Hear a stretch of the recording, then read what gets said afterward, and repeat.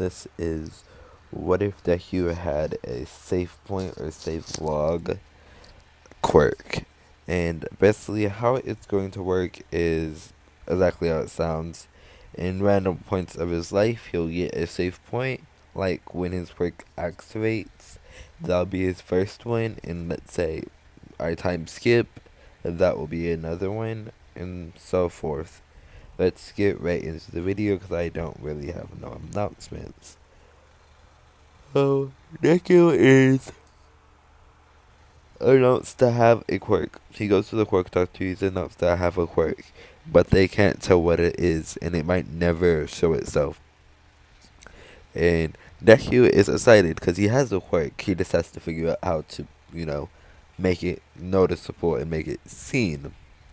But little does he know, if he tells somebody that he figured out where his quirk is, or figure out that he knows how to use his quirk, he gets sent back to his last quirk activation time, or the last time that he used his quirk, basically last time that he saved.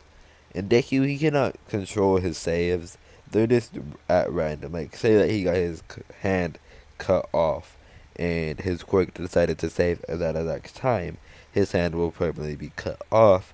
But he'll say he dies, he'll go back to that exact point that he got his hand cut off. So you'll feel that pain over and over again. Say that I decide to make Inko abusive, and she cuts Deku or beats up Deku, and Deku's quirk decides to save right there. Deku will have to feel that exact pain over and over again until his quirk decides to give him a new save. Anyway, let's get back into the video now that I'm done explaining. Deku is very ecstatic and happy that he has a quirk, and all he has to do is figure out how to use it. Inko is relieved that she does not have a quirkless son, and she doesn't have to worry about him getting bullied. She just has to figure out how to make his quirk activate before he gets too old. Because if he gets too old, people are going to think that he was lying and that he's quirkless. And that's obviously what's going to happen, and he's going to get bullied.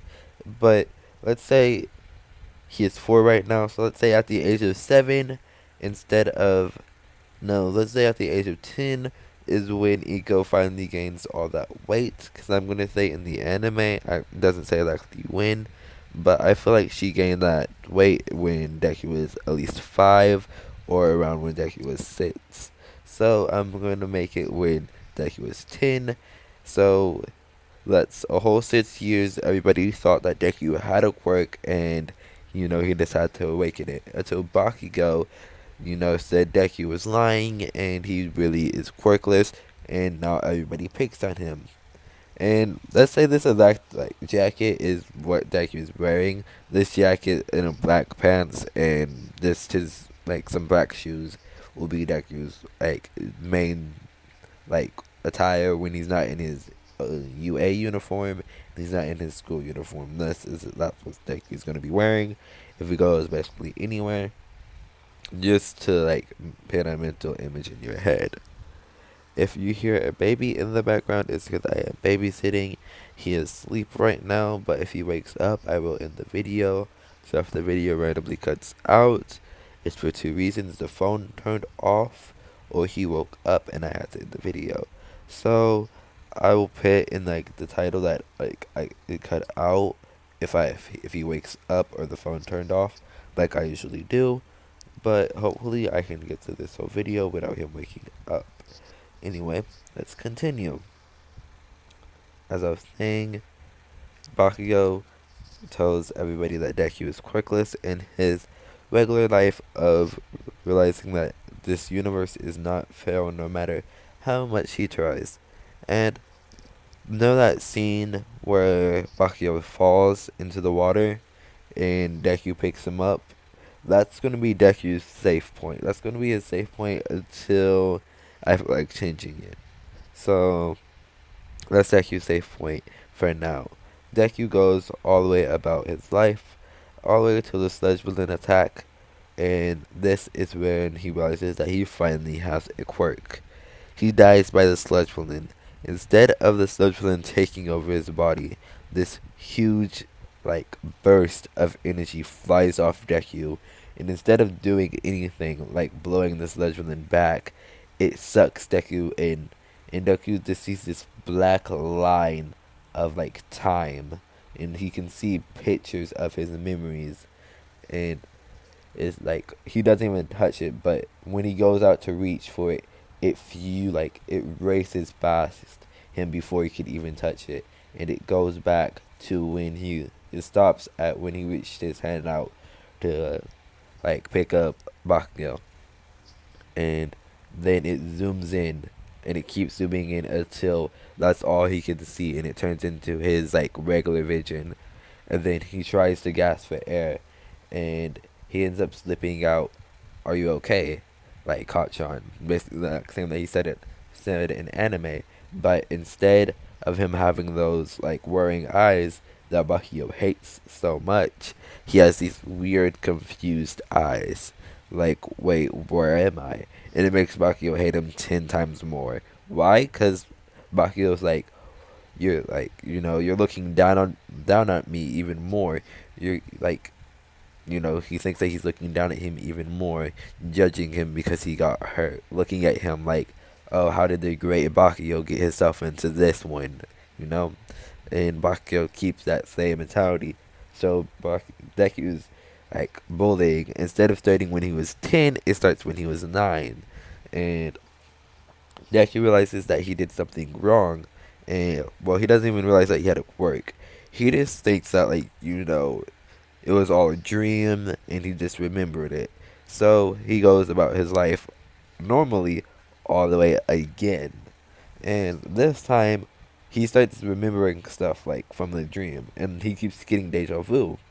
And he's like, when he hits the sludge villain incident again, he was like, wait, this happened before. It was in my dream.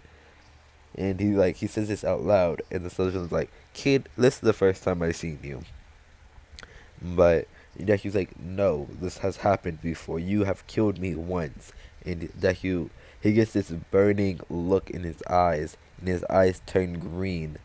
Like, they're already green, but like, they light up green. It's like you can see this burning flame in his eyes. And he runs at the sludge villain with all his might, just to get killed again. Yep, sorry, Deku, but yep, he ran right into the sludge villain, thinking that he was going to do something, but the sludge villain just laughs and engulfs him.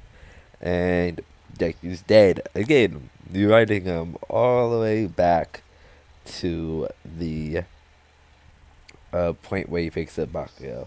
Basically, same thing happens. It's the dark, like, void place. He reaches out his hand. The thing scrolls all the way back. Vision inhales until um, it's like his first person point of view. He's reaching out his hand. He asks Bakio if he's okay. This time, he looks pissed. And Bakio's like, wait, why is he mad? Is he mad that I fell? Is he mad that he had to run down here? And Bakio is like, instead of bullying Deku, he is like confused by Deku. He's like, why was he mad? And that makes Deku actually have another year. Just because, he was mad as a sludge villain, and he still had that burning look of anger in his eyes, making Bakio think that he has like some type of fire quirk, because like it was literally fire in his eyes. Like his eyes, like the little pupil in his eyes had flames in it, and it looked exactly like a green burst of fire. So making Bakio think that he has some type of fire quirk, and he just doesn't know how to like use it. He doesn't know how to control it, and it was about to awaken when he reached for his hand, but instead of awakening, Deku mentally suppressed it to reach out his hand for Bakio and pick him up. And that's what Bakio thinks. Bakio blames himself for Deku not being able to unlock his quirk, because he thinks that he was gonna have like some type of green flame quirk, but he thinks that Deku's kindness stopped him from awakening his quirk because he wanted to help him so much. So instead of Bakio bullying Deku this time, he actually becomes close friends. But he's really only friends with him out of pity, because he thinks that it's his fault that Deku doesn't have a quirk. So him and being Bakio and Deku stay friends all the way to the Sludge this instant at this time. And instead of Deku, getting attacked by Sludge Villain, he actually goes to the arcade with Bakio, completely avoiding the Sludge Villain. And All Might finally catches the Sludge Villain in this win, and without Deku. So he had let's say he almost ran out of time, but he managed to punch the Sludge Villain, got her in the bottle, and then as soon as he got her in the bottle, he stepped off into an alley and ran out of time. Then the incident with uh, Bakio getting captured by the Sludge Villain never happened because All Might never got to jump away, and Deku never grabbed onto All Might, so the bottle would never drop because All Might ran out of time. So he really just kept the Sludge Villain until he had time again, boofed back up, dropped the Sludge Villain off at the police station, and went about his day. And now we switch back to Deku. Deku goes to the arcade, telling his mom that he's going to be home late. He stays all the way about, let's say, sunset. He stays until sunset, goes home, and he goes on about his life. And that's really all that happens with the Sludge Villain incident. And he finally gets a new save point. And the save point that he finally gets is, let's give it a title, The Day at the Arcade. Or arcade day. And so basically now if he dies, he'll get loaded back at this at the point that he's walking into the arcade. And he can't act weird or off at any type of way. Unless he's saying unless he says that he's going home or something like that, he has to play it out the exact same way or he'll change time. And him kicking a can change the whole his whole future basically. Anyway, I think I'm gonna leave it off here. I have stuff to do tomorrow, so this is Shadow Master signing out. Sorry if this is a short video. I don't feel like it is. I feel like it's at least been 11, maybe 10, maybe even 15 minutes now, because I kept rambling, and I know we didn't get far into the story. We only got to the Sludge Villain incident, and I usually stop at the UA entrance exam, but um, like I have to babysit tomorrow, so I really need to get to bed. So yeah, this is Shadow Master signing out. See you in the next video.